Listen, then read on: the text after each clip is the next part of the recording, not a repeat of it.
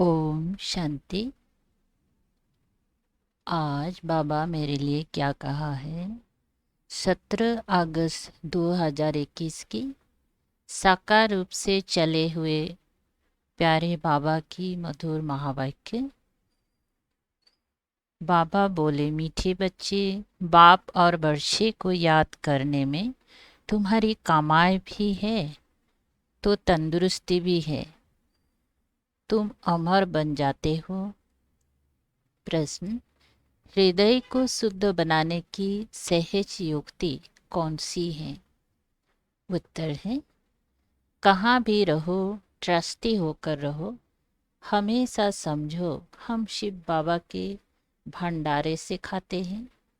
शिव बाबा के भंडारे का भोजन खाने वालों का हृदय शुद्ध होता जाता है।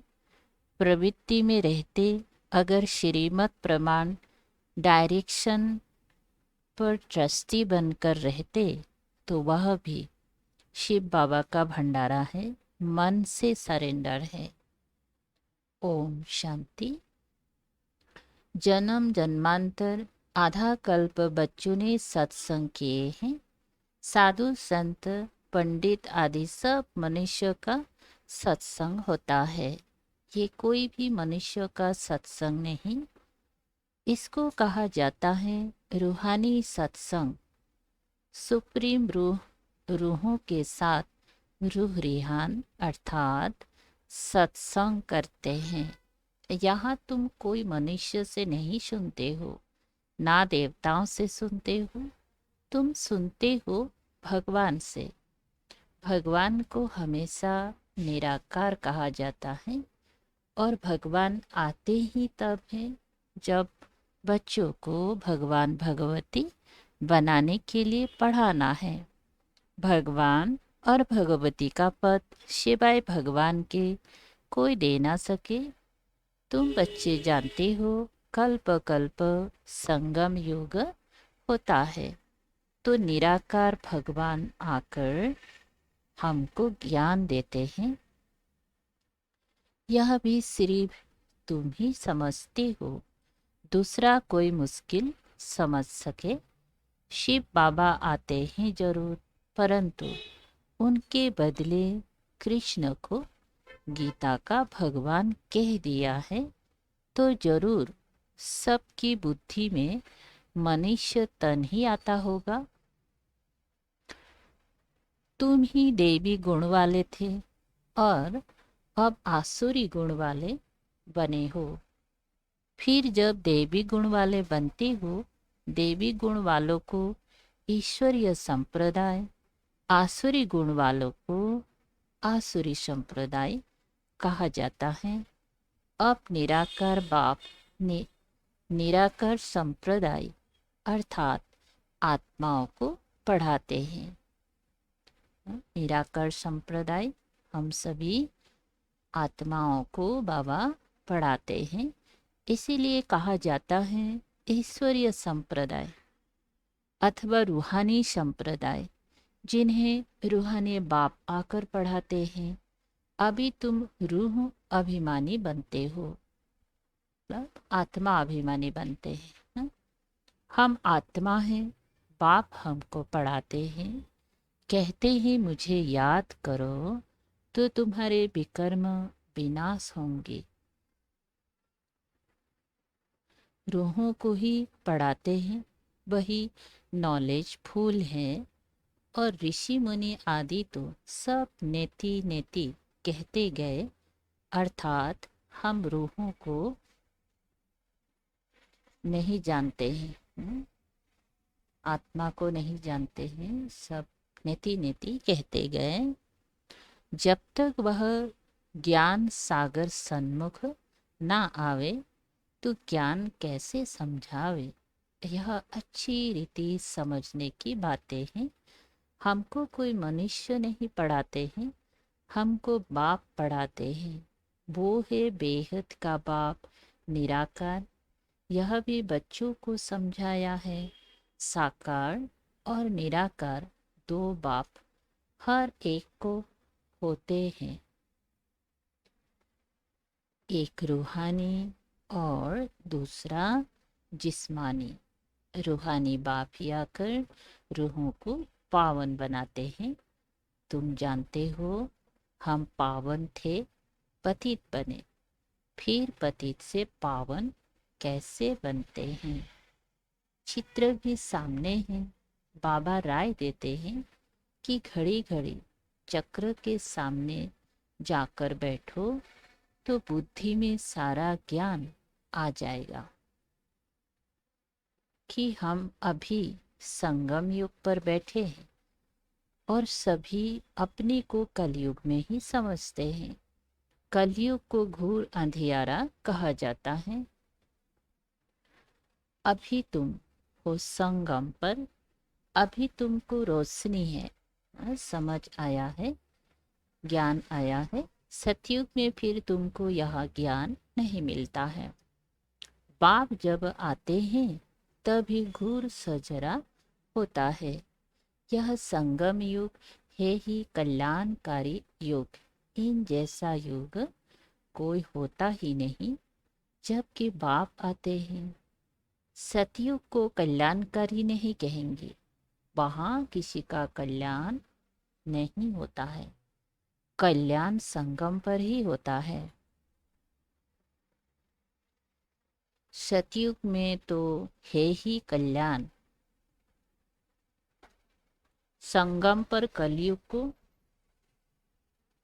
सतयुग को कल्याणकारी बनाते हैं। संगम पर कलयुग को सतयुग कल्याणकारी बनाते हैं। तो अब तुम्हारा देखो कितना कल्याण होता है। सिर्फ बाप और वर्षे को याद करने में कितनी तुम्हारी कमाई है।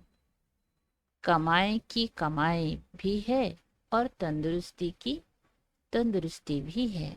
तुम्हारा जीवन अमर बनता है। तुम्हारी कभी अकाली मृत्यु नहीं होती है। तो बच्चों को कितनी खुशी हो रहनी चाहिए, क्योंकि तुम्हारी बुद्धि में सारी नॉलेज है।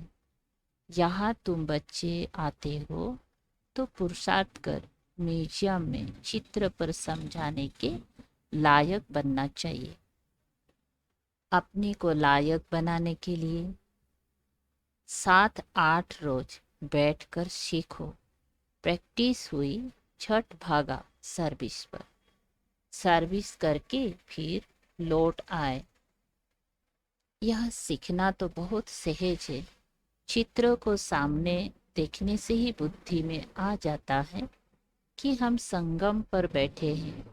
आज की दुनिया में बहुत मनुष्य हैं, कल बहुत थोड़े होंगे। इतने यह सब वापस जाने हैं। अभी बाप स्वयं आए हैं। बच्चों की कितनी इज्जत रखते हैं। दूर देश का रहने वाला आया देश पराए। रावण का देश पराया देश है ना। राम के देश में तो कभी रावण आ ना सके। इस पर एक कहानी अथवा कथा भी सुनाते हैं। जो भी कथाएं सुनाते हैं वह सब कहानियां ना, वो सब है कहानियां। ना तो कहानियों में कोई सार है, ना नॉवेल्स में कोई सार है। नॉवेल्स भी कितने ढेर बिकते हैं। सिर्फ नॉवेल्स बेचने वाले लाखपति हो जाते हैं। अभी तुम बच्चों की परवरिश तो बाप के हाथ में है। बस तुम ही से खाओ, अर्थात तुम्हारे ही भंडारे से खाओ। तुम्हारी सारी परवरिश यहाँ ही होती है। जो सरेंडर हो जाते हैं उनकी परवरिश तो होती ही है। लेकिन जो मन से भी समझते हैं कि यह सब कुछ ईश्वर का, बाप का है, मैं ट्रस्टी हूँ, हम श्रीमत पर ही चलकर खर्चा आदि करते हैं। ऐसे तो ऐसे जो समझते हैं वह भी शिव बाबा की भंडारे से ही खाते हैं।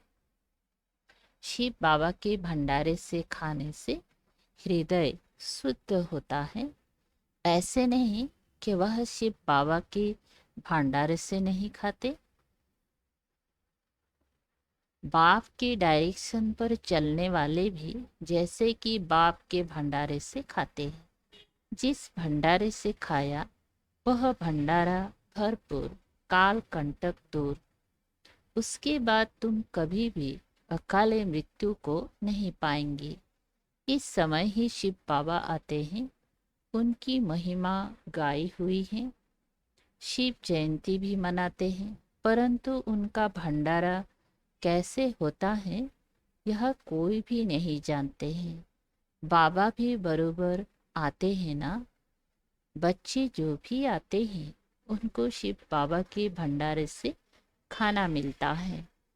अच्छा, मेल सरेंडर होता है तो ठीक है, अगर वह सरेंडर नहीं होता तो माताएं क्या करें, क्योंकि कमाई है पति की, वह तो सरेंडर होता नहीं। वो तो जब आमदनी करे तब स्त्री खाए। हाँ, जोड़ा सरेंडर है तो फिर शिव बाबा के भंडारे से परवरिश हो सकती है। यह बाप बच्चों को अच्छी रीति समझाते हैं। बुद्धि में रखना है, हम बाप के पास बैठे हैं जब तक कर्मातीत अवस्था हो जाए। दिन प्रतिदिन हम अपने स्वराज्य के नजदीक आते जाते हैं। समय बीतता जाता है, तुम नजदीक आते जाते हो।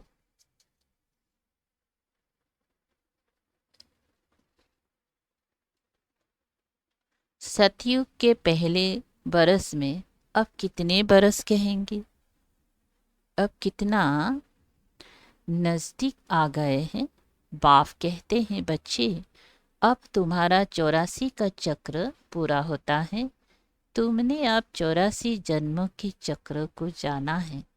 चक्र को देखने से ही कहेंगे अभी हम अभी संगम पर है।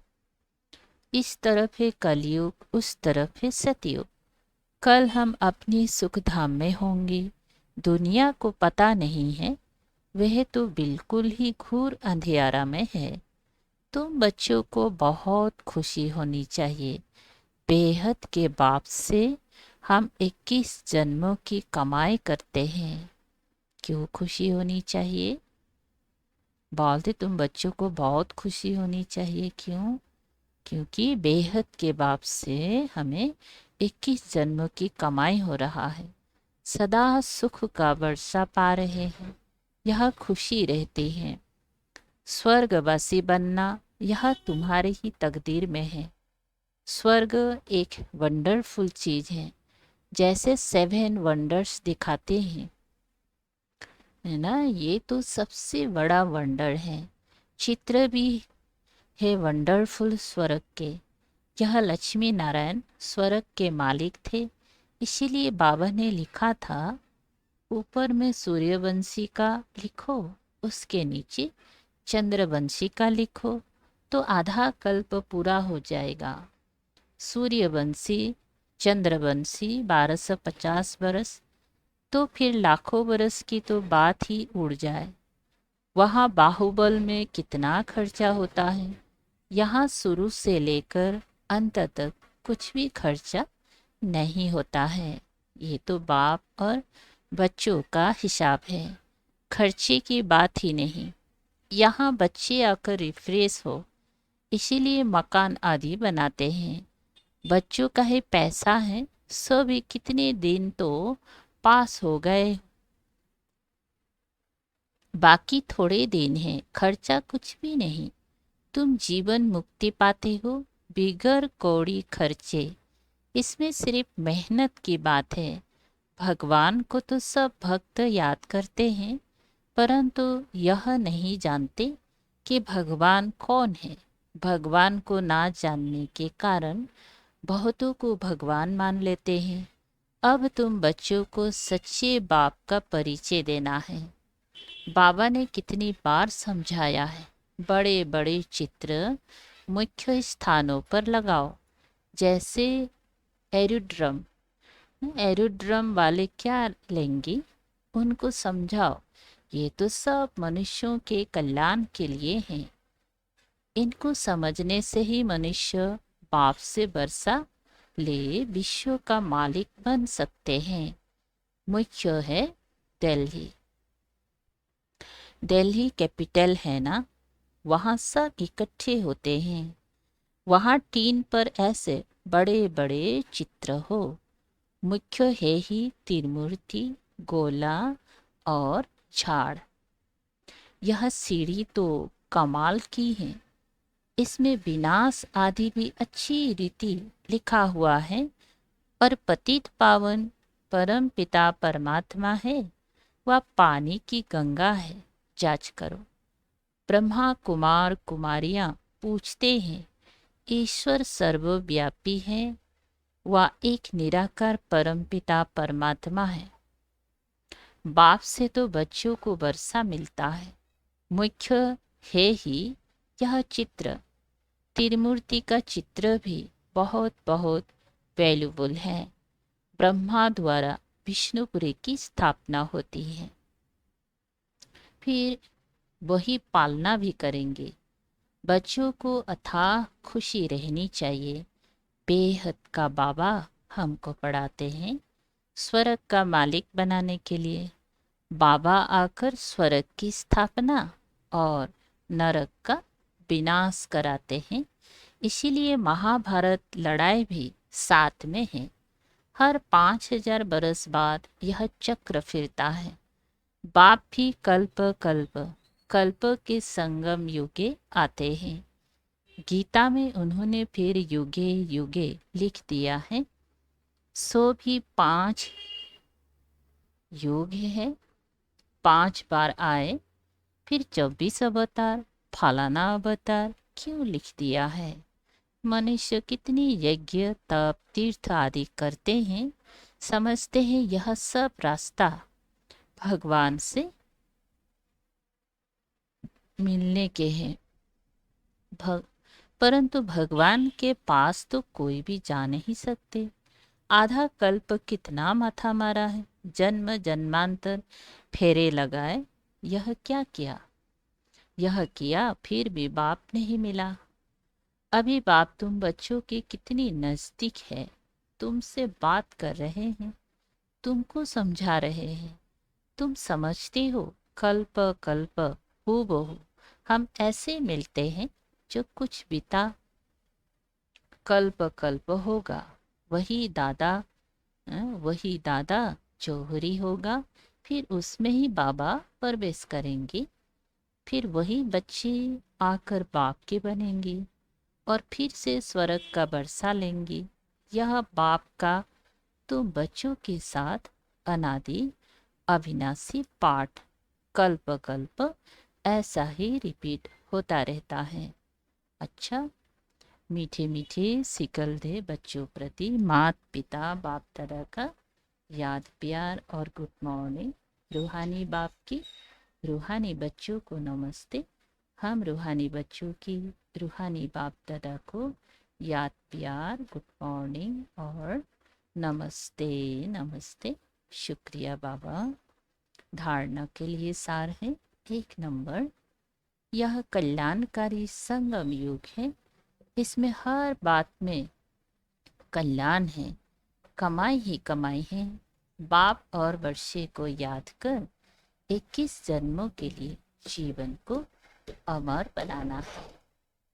2 नंबर, प्रवृत्ति में रहते मन बुद्धि से सरेंडर होना है। श्रीमत पर खर्चा करना है। पूरा पूरा ट्रस्टी होकर रहना है। शिव बाबा का भंडारा भरपूर, काल कंटक दूर। अच्छा वरदान है। विस्तार की रंग बिरंगी बातों से किनारा कर मुश्किल को सहज बनाने वाले सहज योगी भव। विस्तार है। जब बाप को देखने के बजाय बातों को देखने लग जाते हो तो कोई क्वेश्चन उत्पन्न होता है और सहज बात भी मुश्किल अनुभव होने लगती है। क्योंकि बातें हैं वृक्ष और बाप है बीज। जो विस्तार वाले वृक्ष को हाथ में उठाते हैं वो बाप को किनारा कर देते हैं। फिर विस्तार एक जाल बन जाता है जिसमें फंसते जाते हैं। बातों की विस्तार में रंग बिरंगी बातें होती हैं जो अपनी ओर आकर्षित कर लेती हैं। इसीलिए बीज रूप बाप की याद से बिंदी लगाकर उससे किनारा कर लो तो सहज योगी बन जाएंगे। स्लोगन: मैं और मेरेपन की आलाय को समाप्त करना ही रियल गोल्ड बनना है। मैंपन की आलाय को समाप्त करना ही रियल गोल्ड है। अच्छा, ओम शांति। शुक्रिया बाबा, थैंक यू बाबा।